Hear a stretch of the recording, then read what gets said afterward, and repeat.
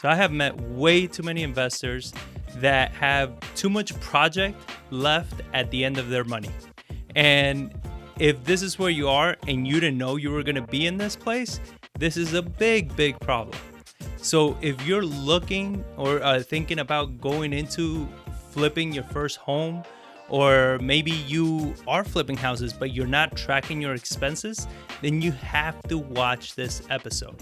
In this episode, I'm actually going to cover how it is that we track and manage our expenses to make sure that all of our projects can get completed, we're not running out of money, and we're not getting into big money problems. I'm going to share with you some big problems a lot of investors have gotten into.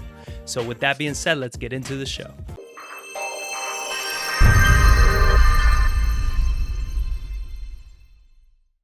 This is John Barbera with an Investor's Journey, the only place you're going to find real strategies by real investors that you can actually implement on your day-to-day investing. So if you're looking to get started in real estate, or you're thinking about can you go to that next level, this is the podcast for you. You got to make sure you subscribe so you don't miss any of the future ones. We're putting out content for everything: how to get started in wholesaling, scaling from wholesaling to flipping, acquiring rentals, everything, private money lenders, everything you can think about. We're sharing exactly how we do it with no fluff, no nothing, straight to the point. So if this is your first time, consider subscribing. This episode is part of a series that I'm doing on flipping houses. It's covering everything from scopes of work, managing your contractors, managing the renovation, everything that has to do with it.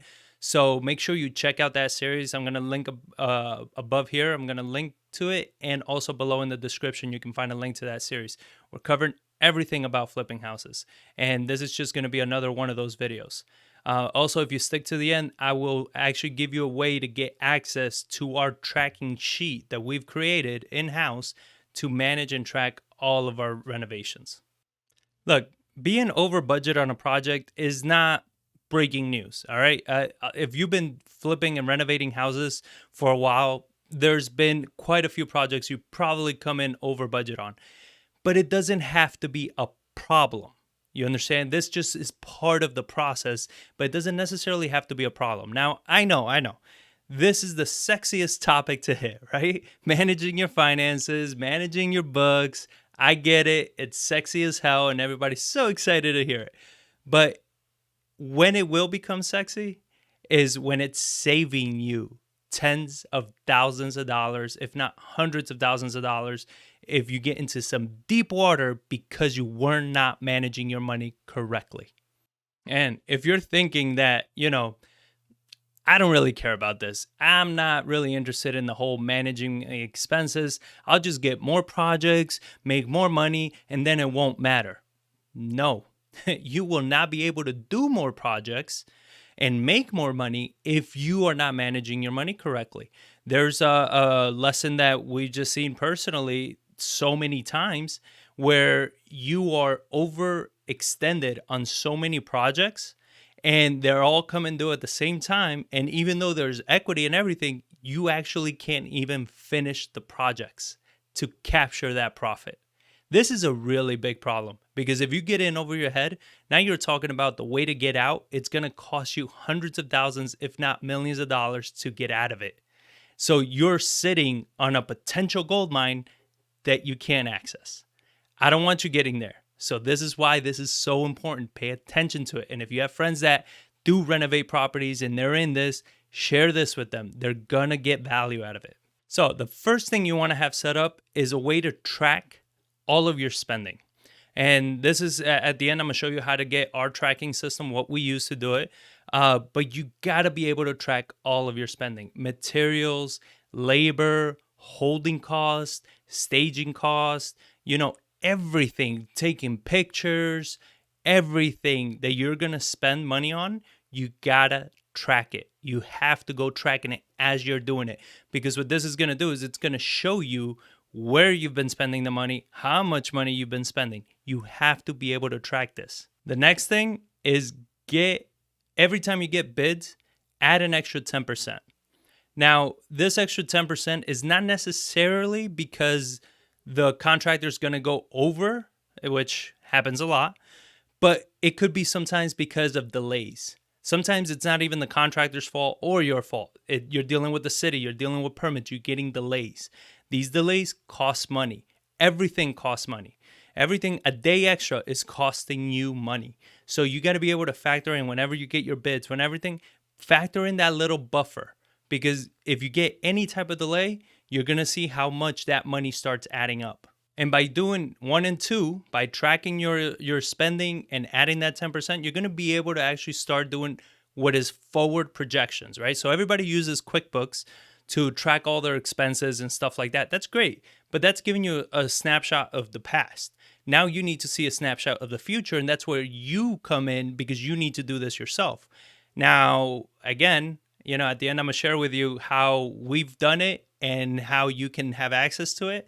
And it's already done for you pretty much. So it's a really cool tool, but it's future. You got to do forward projections. So if you've been spending all this money and you have your scope of work, and in your scope of work, you said, okay, we budgeted this much for this much for this much for that. And all of a sudden you're tracking your expenses and you're saying, man, we went over budget on this one. We didn't anticipate having this problem. So we went over budget there. We went over budget here. We had a delay. Now you start adding, you're saying, well, we still have this amount of the budget to do, and we only have this little bit of money left to do it in. That's forward projecting. That's how you're going to be able to see what's coming down the road. And that's something that, the next point number 4, is it allows you to act with time. So many people wait, hope, are optimistic. I don't know, whatever word you want to use, but they think that, it's okay. I'll figure it out. I'll deal with that later. We spend more here. We spend more there. Okay, come on, let's go. Let's just get the project done. It's like, no, slow down. If you're tracking it, do your forward projections. What's that looking like? Are you over budget? Yes. Where's that money coming from? Where are you going to bring that money?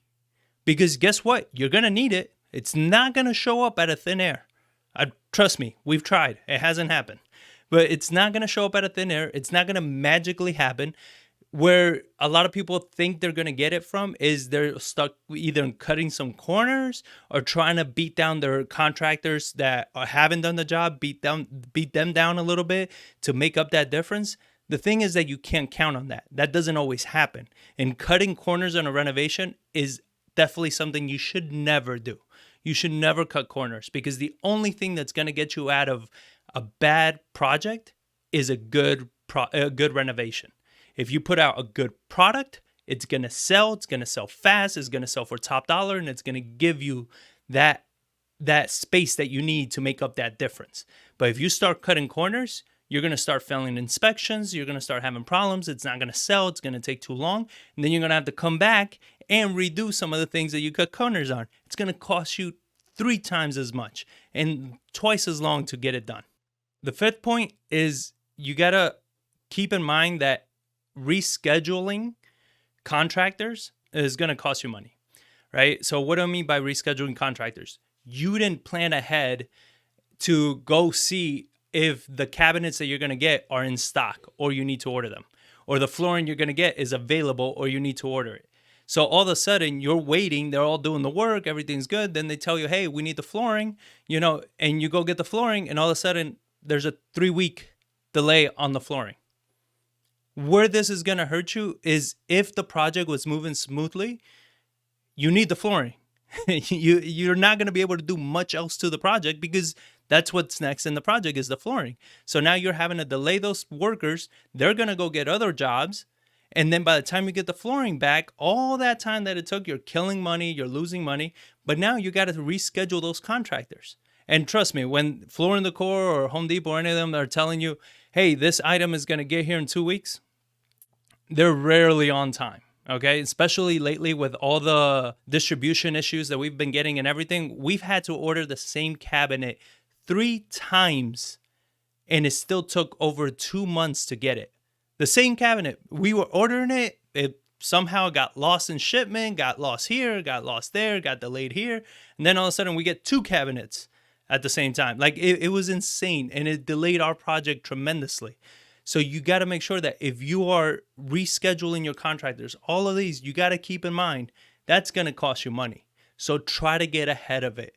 Go through the scope of work ahead of time. Go through it and look at it, like say, okay, what are the materials that we're going to need based on this, climate, based on what's available around me? Am I going to be able to get this material in time? Is it available? Is it in stock? You understand? If it's not, well, what's the lead time? How long is it going to take? For us, it took we needed one window that was kind of like a custom window. It took over 8 weeks to get that one window. You understand? Now, if that one window is what you're waiting for to finish out the sheetrock, finish out the siding, whatever it is, that's holding everything else up. And then it's delaying every single project right after that. So make sure you keep a very close eye on not having to reschedule your contractors. And one of the biggest things that you got to keep in mind is you have to have extra funds available for overages, right? Because once you borrow the money, whether you're using hard money, private money, or anything, all that money is already pretty much earmarked for that project, right? So if you're going over budget, where's that extra money going to come from? The majority of the time, you can't go back to your private money lender and say, hey, so kind of screwed up a little bit and we need a little extra money. Most money lenders, they're not going to give it to you.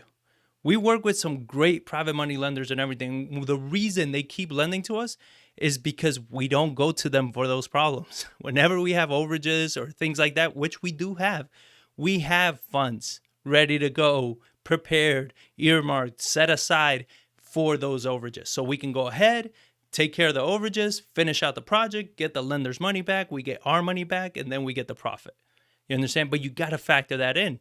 So a cautionary tale is if you're renovating houses and you're getting to a point where you're doing more than one at a time, a lot of people get too comfortable too early on with doing too many projects.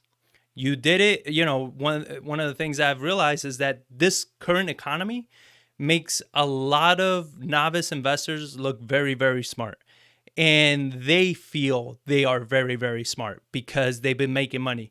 They don't realize that it's the economy that keeps growing and everything that's pulling you out of shit that maybe you probably weren't going to make money on. If you get overextended, if you're pulling too many projects, you got to think about you have monthly expenses for these projects. If you're using hard money loans, that's the biggest part that you can get in trouble. If you're using hard money loans, you're having pretty much a mortgage every single month that you got to pay for that hard money lender. And if you have 3, 4, 5 projects going on or more with hard money lenders, with lenders that are requiring a monthly payment, all of a sudden you're having to pay out 10 grand, 12 grand a month just for the loans. So if you're going over budget, 12 grand a month is a lot of freaking money. You understand? These problems add up very, very fast. Even though you're saying to yourself, man, but this makes no sense. I have the project, it's going well, and, I'm going to make money on it and all this, but I can't keep up with the payments because you didn't think about that. You thought about one project, the numbers made sense, and you went for it. You thought about another project, the number makes sense, and you went for it. But when you compile all these projects, you start seeing the expenses are 10x, because now it's all these projects you got to pay for and you got to manage them. And sometimes some of them are delaying over here and they're delaying over there. And you don't know what the hell's going on, where's the money going, where'd it go, why are we so behind on this one? Contractors flaked out on this other one. Trust me, you need to have the extra funds and don't jump ahead. Don't try to take on too many projects if you don't have the experience and the reserves to take care of any overages or any problems.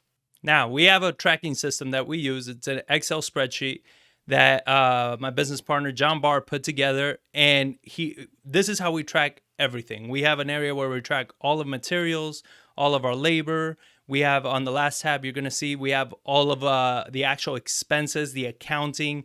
Every cell links to the other one. It's telling you, are you in a surplus or in a negative, by how much. You can track your money cost. Everything you can track on here. And the reason this spreadsheet is so valuable and so useful is because it allows you to do the forward projecting that I was telling you about. You need to be able to forward project. QuickBook doesn't allow that. QuickBook tracks everything that has happened. This Excel sheet is going to show you what's happening, right? It's telling you how much is left, how much, where are your expenses going? Where are you over budget? Where are you under budget? Do you have more money, less money? It allows you to track everything. So if you want access to this spreadsheet, we're going to give it free, but only to the first 50 people. After that, we're not giving it out anymore because it is it is something that's taken us a lot of money and time to build. So we're only going to give it to the first 50 that text tracking to 210-794-9898. Text the word tracking to 210-794-9898. And if you're within one of the first 50, you'll get that tracking sheet. Anybody else? I'm sorry. Maybe we'll do something else later on where you'll have access to it again. So make sure, re-listen to this, track your expenses, take it serious. This is not a joke. I have seen people go out of business. I have seen people get lawsuits on top of lawsuits because they didn't track their money correctly and they got into some deep trouble. I don't want this to happen to you. All right. So if you have any questions, make sure you text us. Let us know. We're always here to help. The playlist, I told you, it's right up here. It's a playlist on how to flip houses, everything. And the playlist down here is actually on how to manage and work with contractors. So check them out, learn it, ask me anything. We're here to help. Catch you on the next one.